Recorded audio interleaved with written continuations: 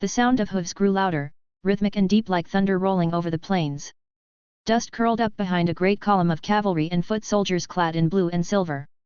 Banners bearing the stag of House Valerian rippled in the wind as Alphonse, knight commander of Theodore Valerian, rode at the front of a force nearly 3,000 strong.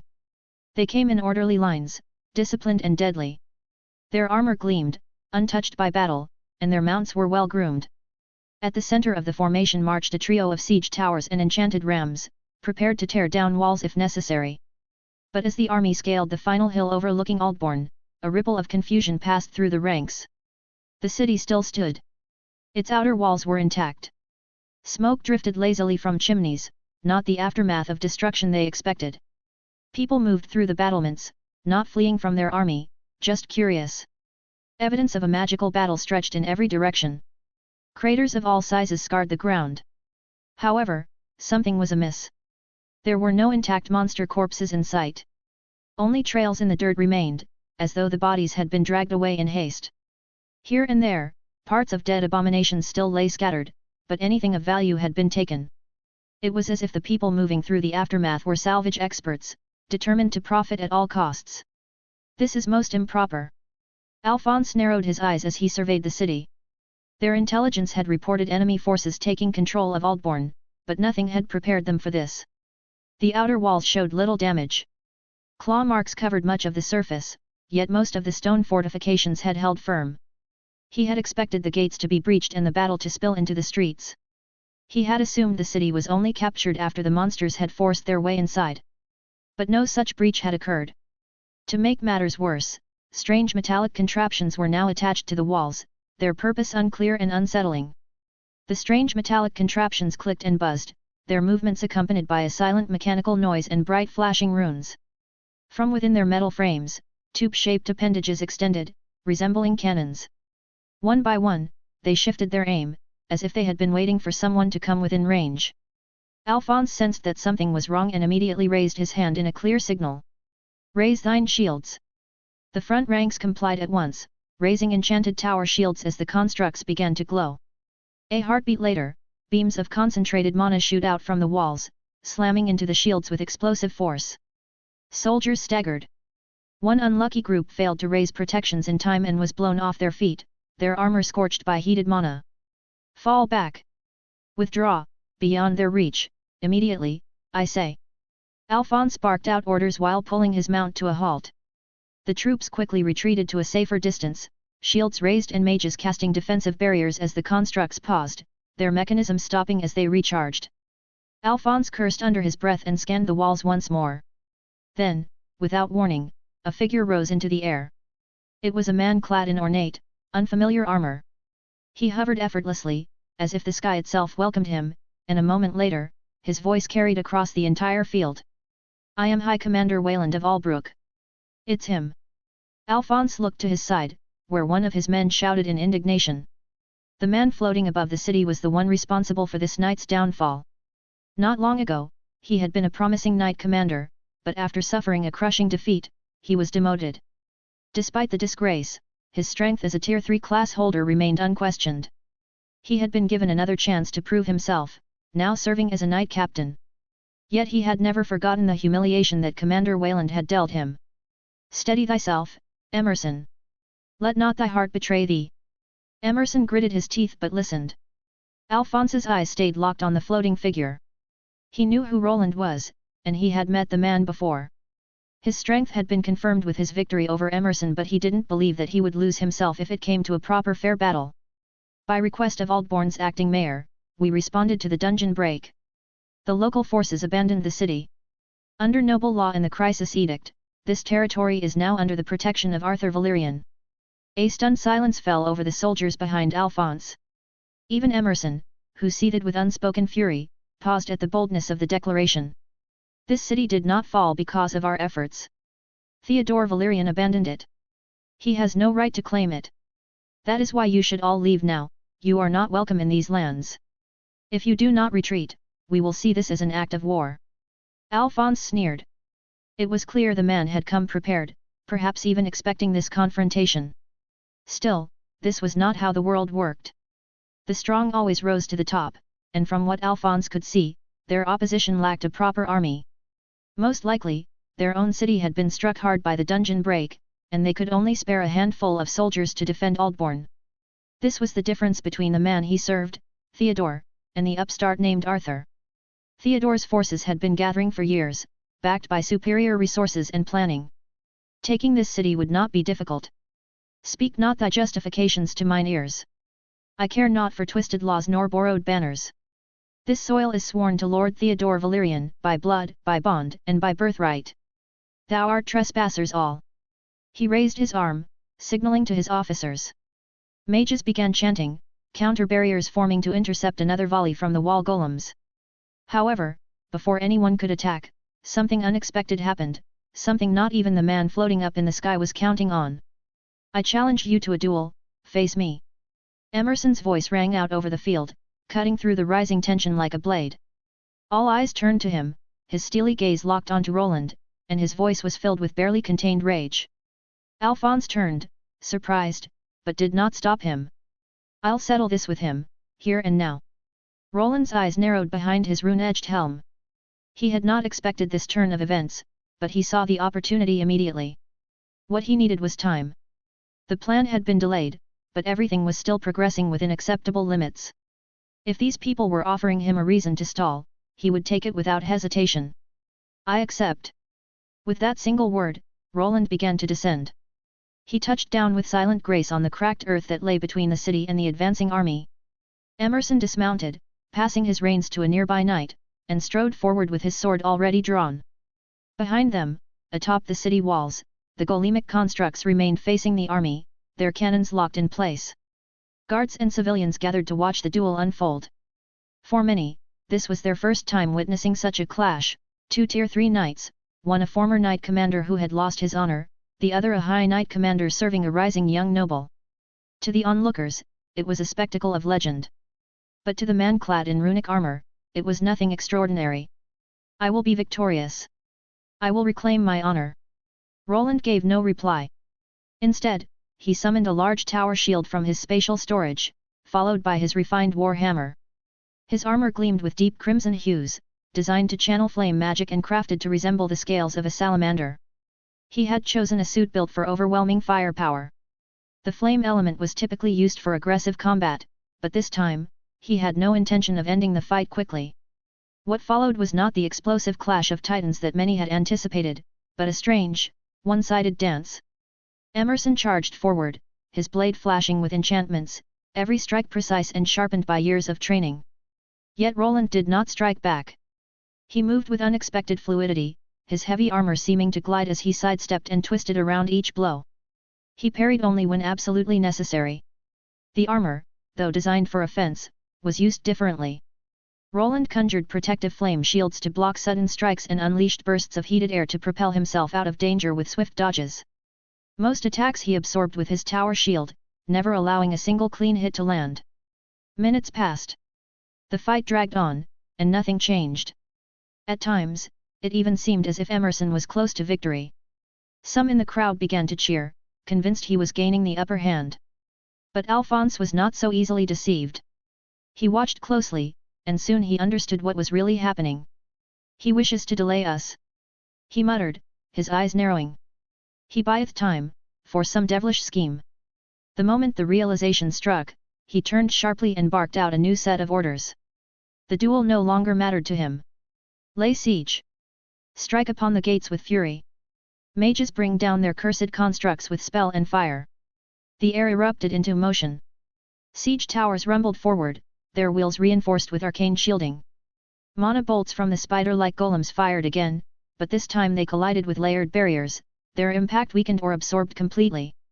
The mages launched their own spells at the city walls, targeting weak points with precision.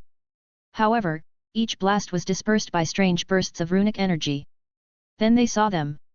Thin metallic rods, previously hidden beneath plaster, were now visible along the walls.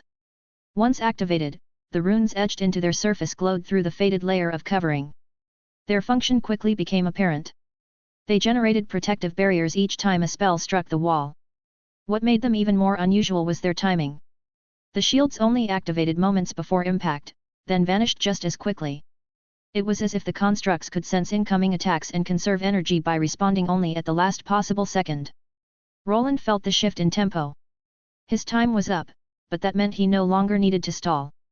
Emerson seemed in high spirits, constantly using skills and equipment that continued to degrade from overuse of enchantments. He didn't seem to care that the army behind him was beginning to stir. It was as if winning, even with superior numbers, was still enough to restore his sense of honor. So this is what Theodore's men call an honorable duel. Roland triggered a burst of energy, propelling himself backward and into the air. Although his opponent had some long-range capabilities through his swordsmanship, their stats were simply too far apart.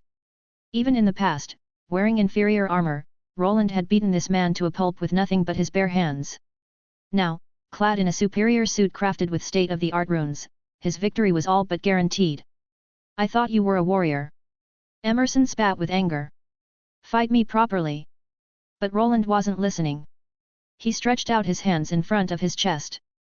His torso panel flipped open to reveal a reddish crystal at the center. The magical mineral began to glow, and runic traces surrounding it pulsated with raw power. A torrent of fiery energy erupted from the crystal. A massive cyclone of flame surged forward, engulfing Emerson as he tried to close the distance with a desperate leap. The ground beneath him was scorched black. Emerson's leap turned into a flailing stumble as the inferno overwhelmed his magical wards. He crashed to the earth, his armor glowing white-hot in places from the sheer intensity of the blast. Planting his feet, he raised his shield in a desperate attempt to defend himself. Within seconds, he realized his mistake. His armor began to glow red, searing his skin as the flames closed in. The fire wrapped around him, swallowing him whole in a blazing prison. "Emerson!" Alphonse shouted, watching in horror as his fellow knight was consumed before his eyes. It had all happened too quickly. The mages didn't have time to react. Even when they finally cast their water spells and the priests began their recovery chants, it was already too late. Emerson's body had been reduced to charcoal. The fire magic had cooked him from the inside. His heavy armor had only intensified the effect, turning into a molten coffin. His flesh fused to the metal. When he finally fell, he was already gone, lifeless and unmoving. "Thou knave! For that, thou shalt pay for that affront with thy life. I shall drag thy wretched corpse before my lord as proof of your folly." "Well, good luck with that." Roland didn't stick around to get turned into a pincushion by the wave of arrows flying his way. The mages were just as relentless, bombarding him with a barrage of combination spells. But in the sky, he was untouchable. No one in the enemy force could pursue him there. They had no flying ships, no wyverns, nothing that could keep up with him. After dodging a few homing spells, he circled back and returned to the battlements. "That was incredible. Are we moving in now?" "Moving in? I'll pretend I didn't hear that. Just sit tight and hope we don't have to abandon this place." As Roland landed, Armand called out to him. He and the rest of the group who had arrived in the city were already in position. All of them stood on the same wall, watching the enemy army charge toward them. Roland quickly connected to the golems stationed along the fortification and began issuing commands for them to open fire. Despite the golems' support and a web of magical traps in the enemy's path, Alphonse's army continued its advance. Fighting a well-organized army was something else entirely. It was easy to lure mindless monsters into his runic traps, but not these opponents. This was a properly trained army that knew how to handle themselves in battle. Their mages could trigger traps from a distance, and their archers used similar tactics. The enemy continued their advance, bringing with them battering rams and siege platforms. To make matters worse, they had begun to flank the city, as if they had seen through another of his tricks. Most of the mana fluid had already been consumed during the defense against the dungeon break. His golems had suffered component burnout, and he had done what he could to either repair them or replace parts when possible. That left him with a difficult decision. He took the remaining functional golems and stationed them on the side of the city where Alphonse's main force was arriving. The other side was left mostly unguarded, and now it appeared the enemy had begun moving in that direction. Roland's eyes darted across the battlefield. From his spot atop the battlements, he could see it now, Alphonse's flanking maneuver was working. The other wall, which he had deliberately left lightly defended to conserve power and focus their fire, was now vulnerable. Enemy troops were beginning to funnel toward it, their ranks breaking into a steady run. "They're going for it. Do it now." Although the area was mostly unguarded, one being still stood watch, a massive wolf engulfed in divine flames. As the enemy advanced, the beast leapt into the air, standing atop a strange glowing platform. With a thunderous roar, it unleashed a wave of fire in every direction. The sky lit up as the flames poured down like a blazing curtain, briefly halting the enemy's momentum. But Roland knew the wolf couldn't hold the line for long. Still, he remained calm. A deep rumble rolled across the hills beyond the eastern ridge. It echoed through the valley like the distant footsteps of giants.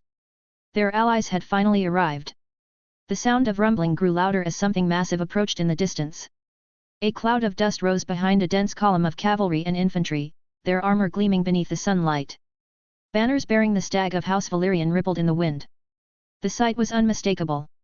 It was Arthur, not just the young lord in name, but the true commander. He rode at the head of a force 5,000 strong, his personal guard gleaming in polished mithril, lances held high, cloaks streaming behind them like waves of the sea. Arthur Valyrian was finally making his presence known to the world. Roland let out a sigh of relief as he saw the allied army approaching at last. His efforts to stall the enemy had not been in vain. Now, the momentum was shifting back in their favor, and it was time to end this. Alphonse could not believe it. Even as enemy banners rose on the eastern horizon and thousands of mounted warriors charged into view, he refused to retreat.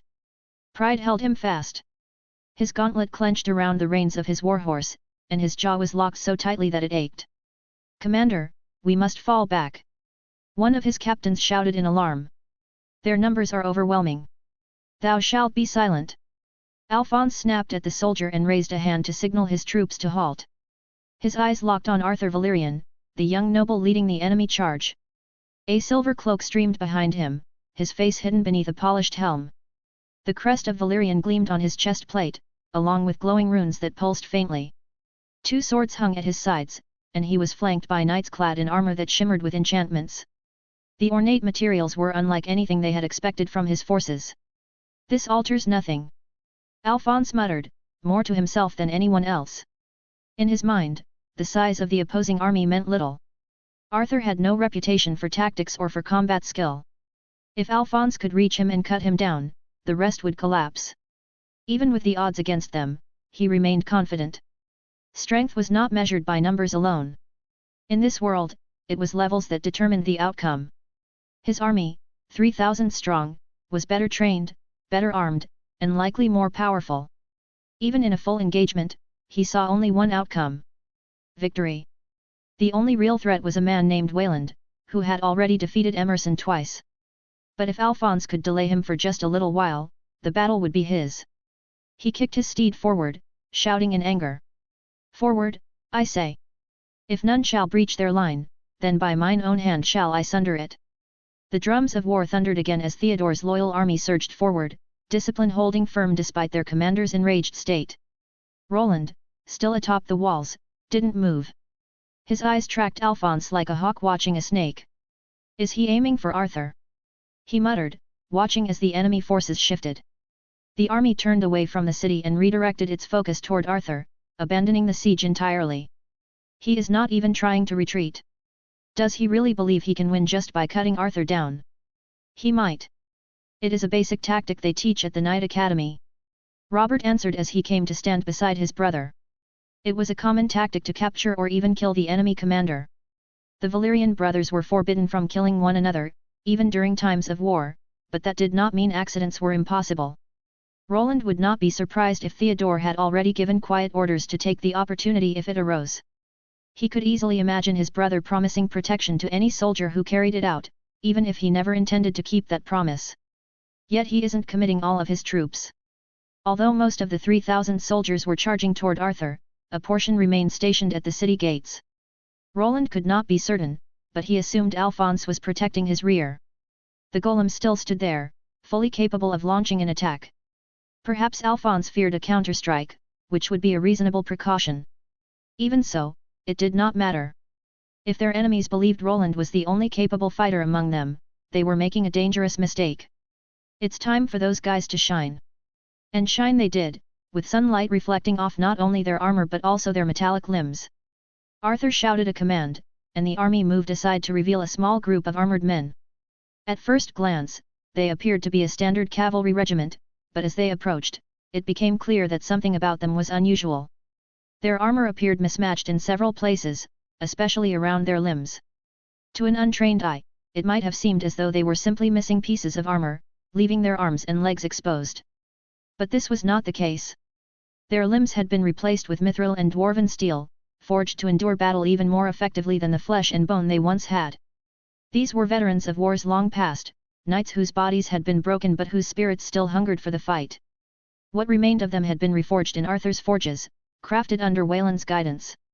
Their missing limbs were replaced with prosthetics made of magical alloys and edged with runes of power. Many had been presumed dead, their names lost to time, their graves empty. But they had not fallen. They had returned. A hush settled over both armies as the mounted figures advanced. It was the calm before the storm. Smoke hissed from vents in their back plates, an arcane light shimmered along the seams of their artificial limbs. At the front rode a warrior wielding a massive dark glaive. He held it in his right arm, a prosthetic that pulsed with magical energy. His face was hidden behind a heavy, dark helmet, but from one of its eye slits, a faint and ominous glow shone through. Sir Wishcard. Roland stood atop the battlements and watched the old man break from the formation, charging forward alone. He had once been a legend, a commander from the old border wars, the same wars where his father had earned his title. Stories told of him slaying giants and shattering battalions in the years before the Ardens rose to more fame. He had nearly achieved what Roland's father had, yet faltered just before the end. The tale claimed he had died, buried beneath the rubble of a collapsing fortress during a final stand. But that was a convenient fiction meant to preserve his honor. The truth was harsher. He had lost a limb and an eye to an enemy commander in an ambush and barely lived. His own house cast him aside not long after, forcing him into quiet retirement in a small village manor where his name was meant to be forgotten. But now he had returned, his body remade in steel and magic. He rode a warhorse clad in armor thick enough to shrug off artillery fire, no longer an exile but a weapon reborn. He raised his glaive, and the knights behind him followed in perfect unison. Then they charged. The thunder of hooves became a quake that shook the ground. The rune-enhanced knights moved with terrifying unity, breaking into Alphonse's line like a blade through cloth. Sir Wishcard struck first, his glaive slicing through a line of infantry like they were made of straw. One man fell with his chest torn open, another was thrown back 10 meters, armor shattered from the force of the blow. The next few moments dissolved into chaos and bloodshed. Theodore's troops, who had believed themselves superior, were facing a brutal awakening. The company of prosthetic knights carved a path through their ranks. One knight impaled 3 men with a single lance thrust, then slammed it into the ground and vaulted from his saddle. He crashed into a squad of spearmen, swinging a flanged mace that lit up with runes at every impact. Another veteran, with twin prosthetic arms, spun 2 curved blades with inhuman speed. He deflected every strike and cut down all who came near.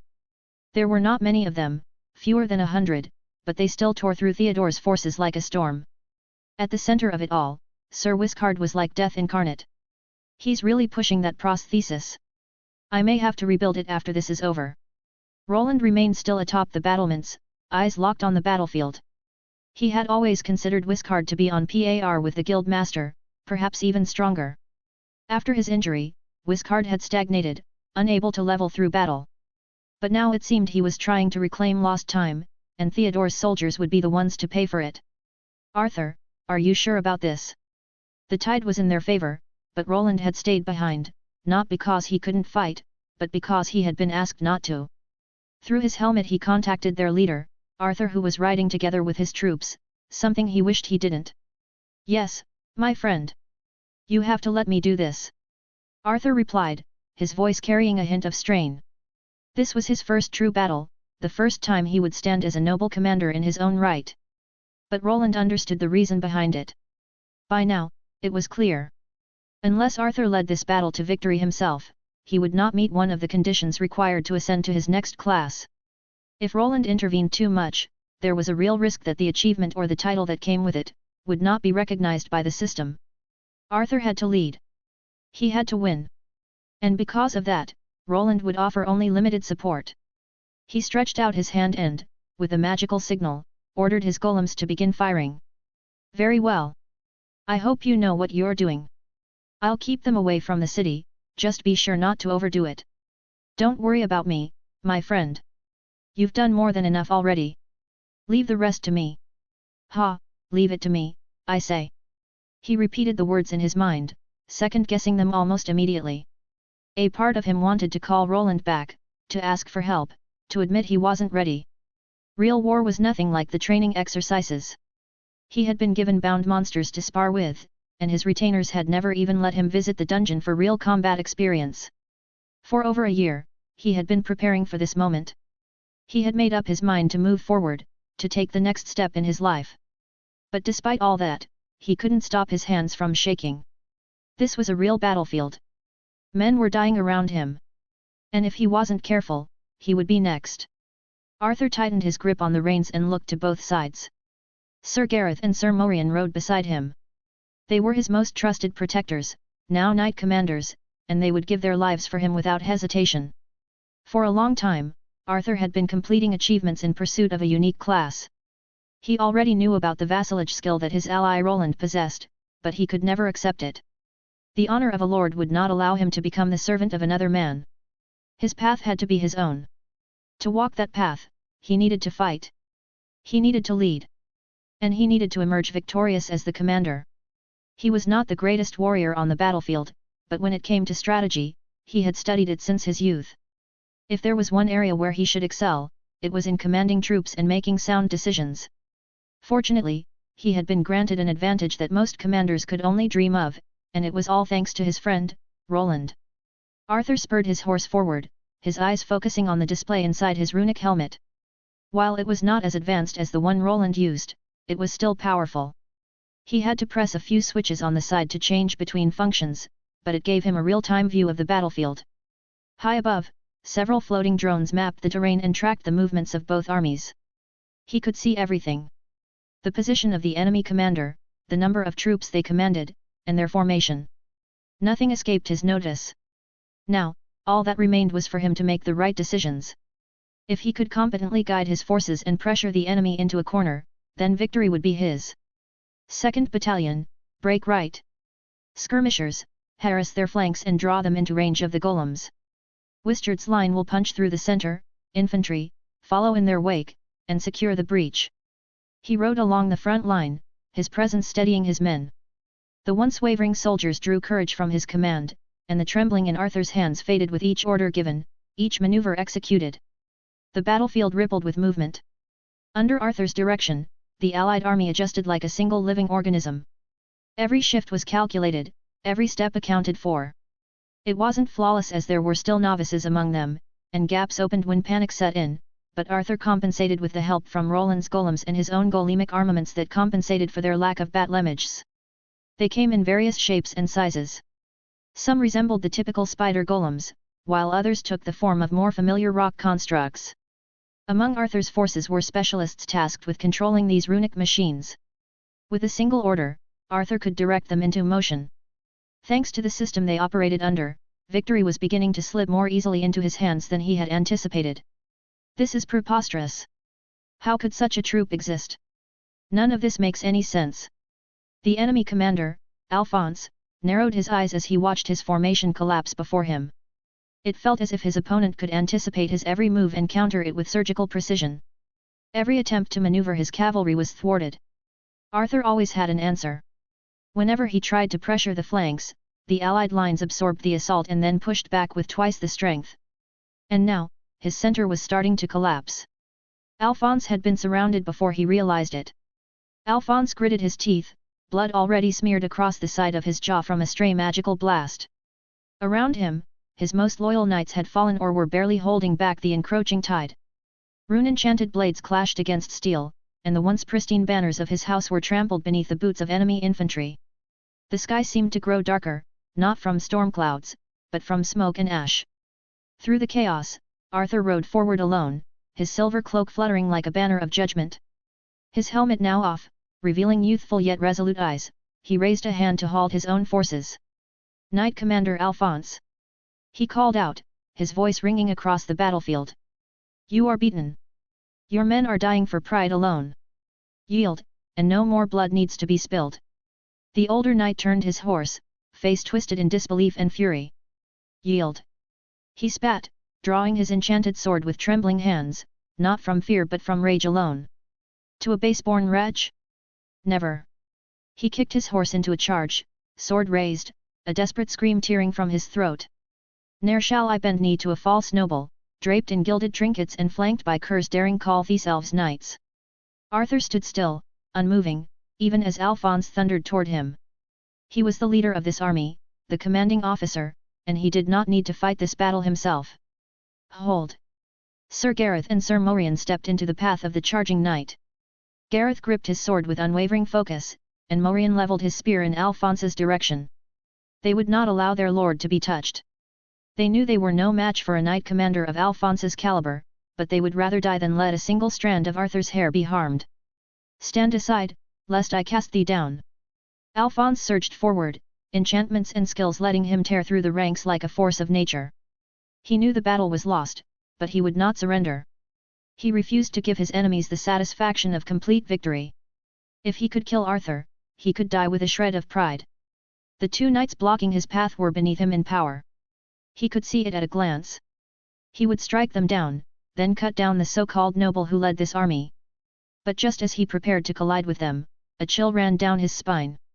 His instincts turned and swung his sword, reacting to a strange flicker in the air, a dagger that came flying from the side. He deflected it, but the force was enough to make his hand tremble. A portion of his defensive enchantments flickered and drained away. In the distance, through the haze and smoke of the battlefield, he saw a figure. Hooded and still. A person wielding twin daggers stood in the shadows, half concealed behind the chaos of war. It all happened in a split second, as if the figure had been waiting for the precise moment when he was distracted by the two other Tier 3 knights. A sword came at him from one side. From the other, a spear thrust forward. Both weapons gleamed with a strange radiance, their edges glowing with layered enchantments and magical effects. This deadly combination became his downfall. Still reeling from the deflected dagger, his balance was off. Before he could recover, both weapons struck true. "I can't see. Is it over?" a bare-chested Armand shouted as he squinted into the distance. Before him, the soldiers had stopped moving, and the dust began to settle across the battlefield. Beside him stood Roland, clad in armor, his visor glowing as he surveyed the scene. Almost. Roland stood still. There was no more reason to be concerned. The battle had been won. Yet he wasn't looking at the battlefield or the motionless army. His eyes were fixed on a single figure moving carefully through the aftermath, trying not to draw attention. Her dark robe concealed most of her features, but he recognized her immediately. So she came after all. It was Mary, the cat maid who had followed Arthur even to this bloody conflict. She had remained hidden along the edge of the fight. Roland had seen her take down a few enemies and plant explosives that sent horses running to their doom. But more important than any of that was the moment she struck Alphonse. She had thrown one of the runic daggers he had crafted for her. It was a blade designed to dissolve most standard enchantments. That single attack had been the turning point, the move that made their victory possible. The battlefield, once a sea of chaos, was now quiet. The air was thick with the metallic scent of blood with a hint of smoke mixed in. The wounded groaned. Broken weapons and shattered dreams littered the field. But amidst the ruins of battle, a single truth reigned: Arthur Valerian and his forces had emerged victorious. Alphonse lay on the ground, his weapons broken, his armor dented and scorched. His breathing was shallow, and blood seeped from a gash in his side. Gareth, Morian and Wiscard stood over him, the tips of their weapons pointing at his neck. Alphonse's eyes, filled with fury and disbelief, locked onto Arthur as he approached. The young noble dismounted slowly. He was no longer trembling. His face was calm, his stride slow and meaningful. The weight of command, once heavy on his shoulders, now felt natural. He stopped a few paces from the fallen knight. "You fought with courage," Arthur said, his voice neither mocking nor arrogant, only resolute. "But this battle is over." Alphonse coughed, blood on his lips. The man was clearly angered by what had transpired and unwilling to admit defeat. "Over? Mayhap. Yet, this war hath but only just begun." Before he could finish the sentence, a heavy blow struck the back of his head. Despite being a Tier 3 knight, he was knocked out instantly by one of Arthur's knights, who didn't appreciate the tone he had taken with their lord. Arthur didn't flinch. He simply nodded, and the man was carried away. His status as a prisoner of war remained unchanged, and the goal was still to earn a reward for turning him in. "We made some progress today, but what now?" Roland gazed into the distance. The entire scene felt surreal. He had been preparing for the culling for a long time, and now it was finally coming to an end. Yet he couldn't relax. He wasn't allowed to. Although this part of the plan was complete, there was still more work ahead. The city was in their hands for now, but Theodore wouldn't stay silent. They had to move quickly before the enemy returned to their doorstep. So, what do we do now? Asked Lobelia. Her sharp eyes could see the distant soldiers tossing away their weapons and surrendering after most of their Tier 3 class holders had fallen. For the time being, we have to stay here and keep the city safe. Roland replied while turning around. It didn't seem like he was actually needed to help Arthur tidy things up. Stay here? Fine, but you know that's going to cost extra, right, Mr. High Commander? Lobelia grinned, and soon Armand joined her, grinning even more than she was. It made Roland want to smack him. Take it up with the Master of Coin later. For now, go rest. We need you both to be sharp if trouble arrives. They were still standing upright, but he could tell they were showing signs of fatigue. Even though they had taken multiple recovery potions, nothing could replace a good night's rest. It didn't take them long to disappear from the battlements, leaving Roland alone with his brother and Lucille. Theodore Valerian won't stay quiet about this. Robert, clad in his runic armor, commented as he and Lucille began walking alongside Roland. Agni was nearby, waiting down in the city, since he would take up too much space on the walls, which were already crowded with soldiers and golemic cannons. I wouldn't be so sure about that. Oh? What do you mean? Robert was caught off guard by the response, and Roland quickly explained. After analyzing Theodore's character, I came to a conclusion.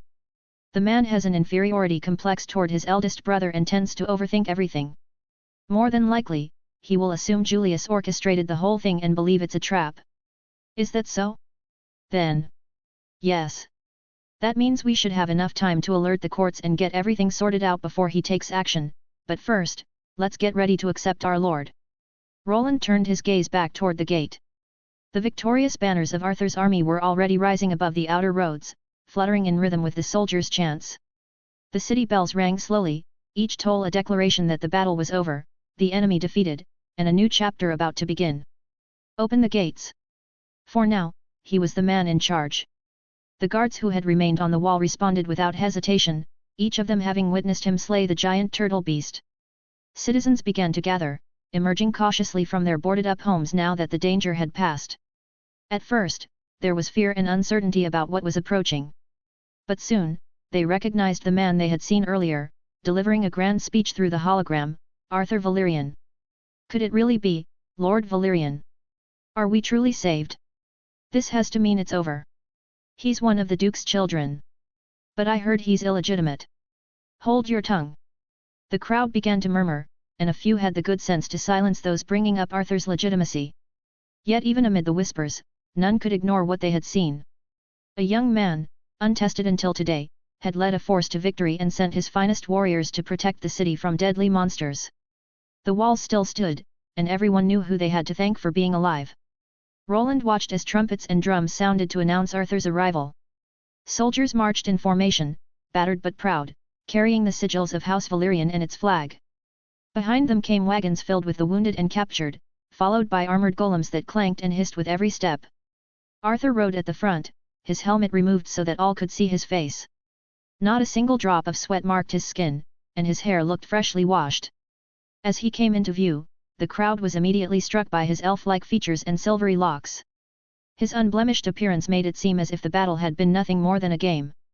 They would never know that he had used magic to clean and compose himself before entering the city. As Arthur passed beneath the gate's arch, a cheer began to rise. It was hesitant at first, but it grew louder as the people began to recognize the truth.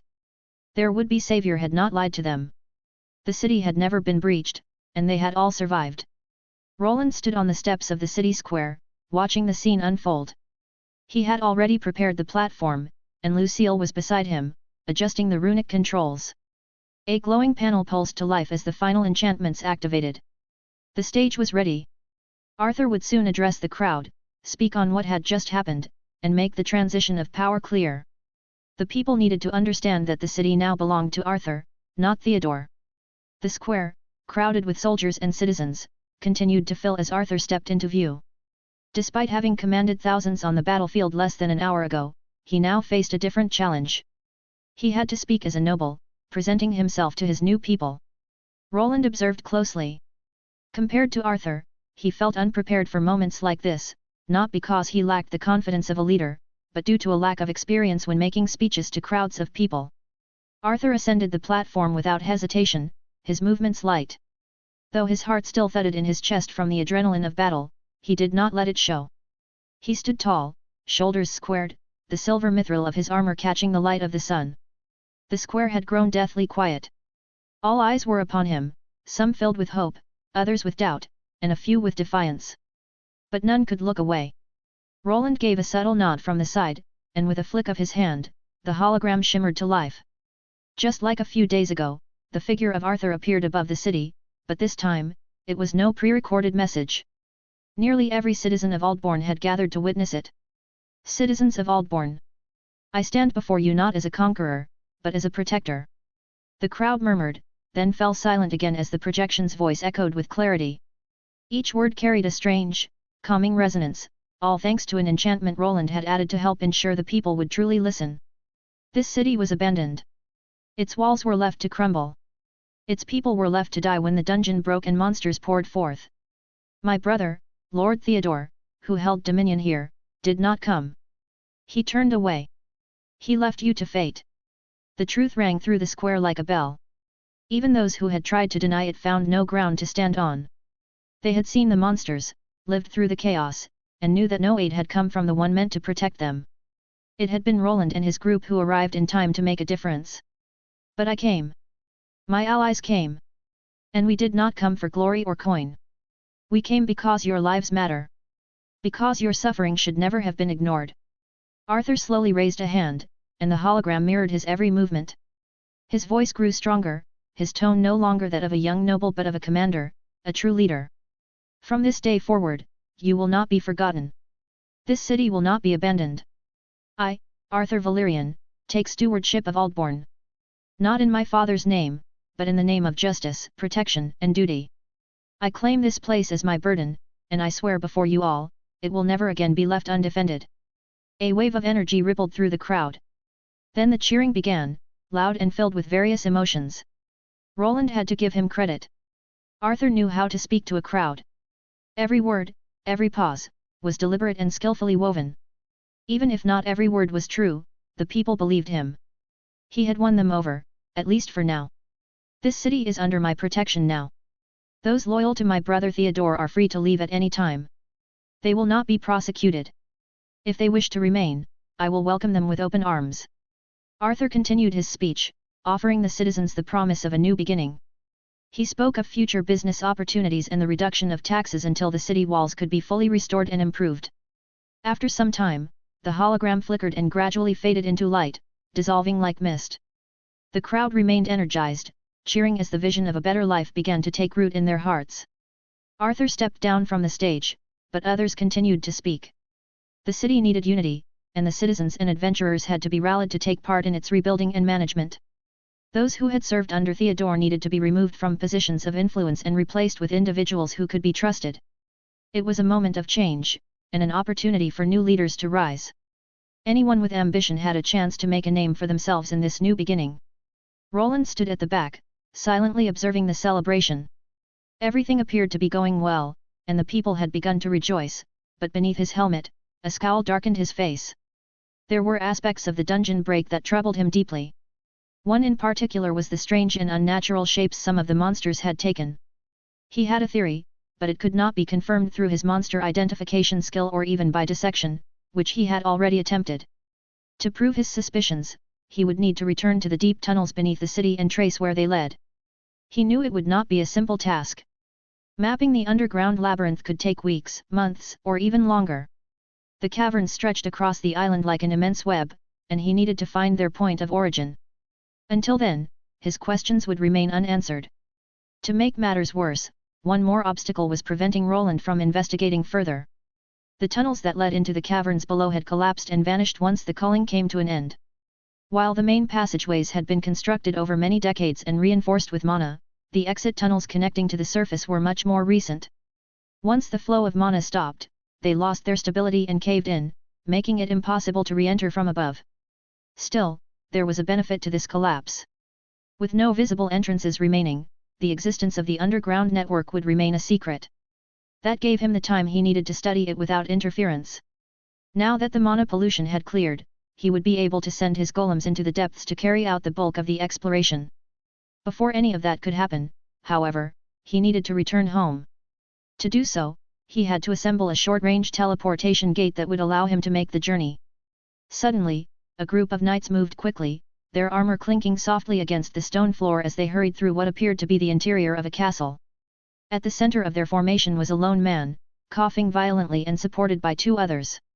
His skin had taken on a ghastly shade of grey-green, as though life itself had been partially drained from his body. Veins like twisted black roots spread beneath the surface, pulsing faintly with an unnatural purplish glow. His breath came in ragged, wheezing gasps, and a foul scent clung to him. It was acidic and pungent, not the smell of blood or rot, but something far worse. It was the stench of corruption, as if a curse had taken root deep within him. "Easy now," one of the knights muttered, adjusting his grip as they passed through a heavy wooden door and into a darkened bedroom.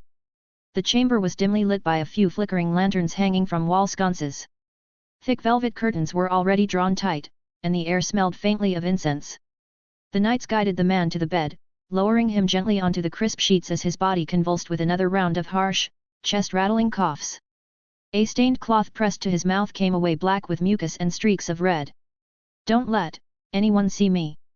That is an order, do you understand?" The man wheezed, forcing the words through clenched teeth. His voice was hoarse, but still bore the commanding tone of someone used to authority. He tried to sit up, but another wave of pain slammed into him, sending tremors through his limbs. "You must keep this hidden, no one can know of this." The man's head turned slowly, revealing his eyes for the first time. The whites had turned a sickly yellow, and his pupils twitched, unnaturally wide. Even his once pristine mustache had withered and now trembled over his upper lip. "We will continue as planned." "But your grace..." One of the knights finally spoke, his voice filled with concern. The nobleman snapped back immediately, his voice cutting through the chamber like a thunderclap. "Silence! You will do as I tell you." "Why yes, your grace." The knights recoiled in fear. The flickering lanterns dimmed for a moment, and an invisible pressure pressed against their chests. Though the man stood before them in a weakened, sickly state, his authority remained absolute. They could only nod in silence. His word was law, and no one on the island could ever defy him.